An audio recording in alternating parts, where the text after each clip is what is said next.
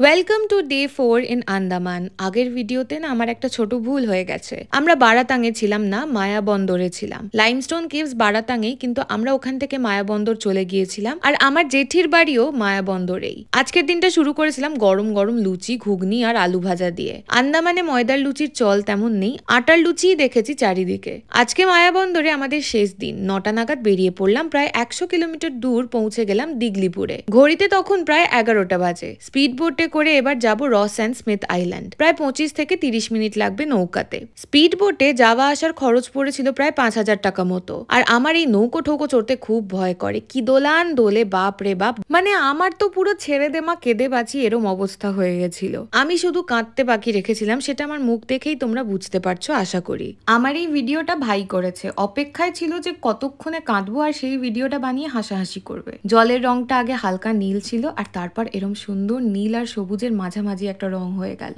আর এই হলো সেই রস অ্যান্ড স্মিথ আইল্যান্ড। এই আইল্যান্ডে যেতে হলে দিগলিপুরের ফরেস্ট অফিসারের থেকে পারমিট নিয়ে তবে যেতে হয়। আমরা যখন পৌঁছেছিলাম এই আইল্যান্ডে আর কেউ ছিল না। বেশি টুরিস্ট আসা যাওয়া করে না বলে জলটা একদম পরিষ্কার আর চানও করা যায়।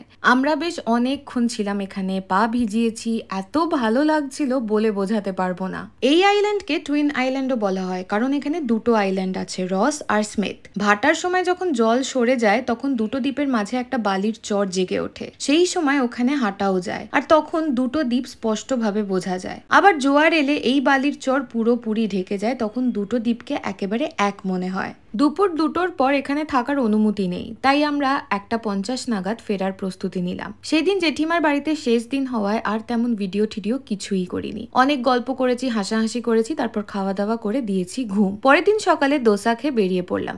আজকে পোর্ট ব্লের ফেরত যাওয়ার পালা। যাওয়ার পথে আমাদের গাড়ি চালাচ্ছেন যে দাদা, উনি গাড়িটা দাঁড় করালেন এক ধারে। আমরাও ভাবলাম কি হলো ব্যাপারটা। দাদা বললেন চালিয়ে না, দিখাতে হে কুছ। আমরাও হাঁটা দিলাম দাদার পেছন পেছন। আন্দামান ট্রাঙ্ক রোডের পাশেই আছে মরিস ডেরা বিচ। রাস্তার ধারে এরম একটা জায়গা ভাবা যায় অস্বাভাবিক সুন্দর। 15-20 মিনিট বসে হাওয়া খেয়ে আবার শুরু হলো যাত্রা। বেশিক্ষণ সময় নষ্ট করা যাবে না, কারণ আবার সেই কনভয় করেই যেতে হবে জারোয়া এলাকা দিয়ে। তাই কনভয়ের সময় মাথায় রেখে আমরা জারোয়া প্রোটেকশন পোস্ট পৌঁছে গেলাম। কনভয় ছাড়লো তখন দুপুর 3টে। মায়াবন্দর থেকে পোর্ট ব্লের অনেকটা লম্বা রাস্তা, প্রায় 250 কিলোমিটার।